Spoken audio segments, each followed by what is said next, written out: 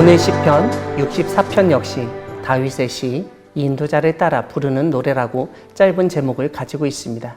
오늘 시편의 내용을 보면 다윗은 여전히 근심 가운데 있고 생명의 위협을 당하고 있으며 하나님께 생명을 보전해 달라고 요청하고 있습니다.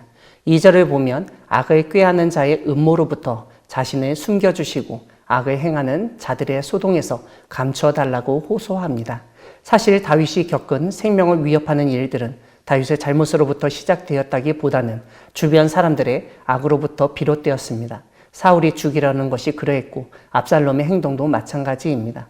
다윗은 그래서 그들의 행위가 악하다는 점, 그리고 그들이 무지한 사람의 피를 흘리려는 악한 계획을 가지고 있음을 지적하며 그러한 음모와 소동에서 자신을 숨겨주시고 보호해 주시기를 바라고 있습니다.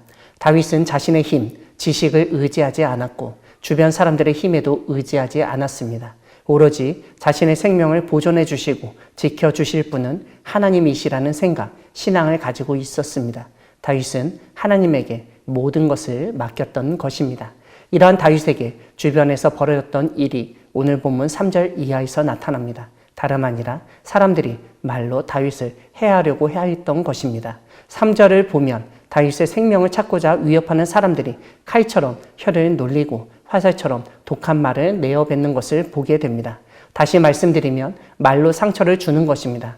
전쟁에서 칼이나 화살로 인한 상처만 상처로 남는 것이 아니라 사람들이 쏟아놓는 수많은 말들도 사람에게는 상처가 되곤 합니다. 특별히 지금 다윗이 언급하는 그 모든 칼과 화살과 같은 말은 주술적인 뜻을 가진 저주의 말을 의미한다고 할 수 있습니다. 즉 다윗이 죽기를 바라는 사람들이 행했던 엄청난 저주의 말들이 전쟁터의 칼과 화살처럼 다윗을 향하였다는 것입니다. 특별히 5절을 보면 악한 목적으로 서로 격려도 하고 의논도 하고 자신들이 하는 일이 발각되지 않을 것이라는 확신에 담긴 말도 합니다. 그러면서 4절에서 언급하듯 그들은 그 모든 말을 자신이 한 것이 아닌 것 마냥 숨어 있었습니다. 즉 자신을 위장하고 가리면서 사람을 죽이는 말을 흘리고 사람을 향하여 말을 쏟아내는 것입니다. 이러한 사람들의 생각이 어떠한지를 6절이 자세히 알려주는데 다름 아니라 그런 사람들은 죄악을 꾸미고 자신의 생각이 묘책이라고 자화자찬한다는 것입니다. 하지만 어떠한 일들이 벌어집니까? 7절과 8절을 보면 그러나 하나님이 그들을 쏘시리니 그들이 갑자기 화살에 상하리로다. 이러므로 그들이 엎드러지리니 그들의 혀가 그들을 해함이라. 그들을 보는 자가 다 머리를 흔들리로다 라고 알려줍니다. 그들은 칼같이 화살같이 사람을 향하여 겨누고 숨은 곳에서 쏘던 사람입니다.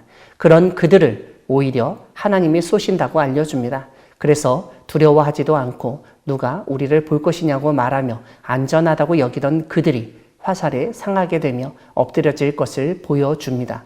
그래서 9절을 보면 그렇게 두려워하지 않던 사람들이 엎드러지는 일을 보고 모든 사람들이 두려워하며 하나님의 일을 선포한다고 알려줍니다. 아무리 자신의 머리를 믿고 숨어서 남을 해치는 말을 하여서 아무도 모를 것이라고 해도 하나님은 다 아십니다. 우리 속담에 자신의 꾀에 자기가 빠진다고 했듯 그 모든 일을 자신이 남에게 행하려고 했던 것처럼 자신이 당하게 되어 있습니다. 하나님은 그들이 숨어서 쏘는 말을 그들에게 쏘시며 그들이 엎드러지게 만드십니다.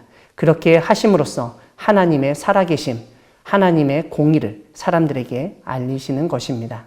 오늘 시편 마지막 9절에서 다윗은 결론적으로 악한 말을 쏟아내는 악인과는 달리 의인은 하나님 때문에 즐거워하고 하나님에게 피할 수 있다는 점, 그리고 마음이 정직하면 언제나 하나님을 자랑할 수 있다는 사실을 노래하고 있습니다. 사랑하는 광야교회 성도 여러분, 하나님은 악인의 행위대로 갚으시고 의인은 즐거워하도록 도우시는 분이십니다. 이러한 하나님, 정의롭고 심판을 행하시는 하나님이 계시기 때문에 우리는 이 세상에서 악을 행하는 사람 때문에 낭망하거나 두려워할 필요가 없습니다. 하나님이 모든 것을 아시고 그들의 죄악을 그들에게 돌리시고 그들이 그 일을 겪게 하실 것입니다. 우리 주변에 있는 악한 사람들 때문에 원망과 불평을 내어놓기보다는 오늘 시편의 다윗처럼 하나님에 대한 감사와 찬양, 자랑을 하는 우리 모두가 되기를 소망합니다. 아멘.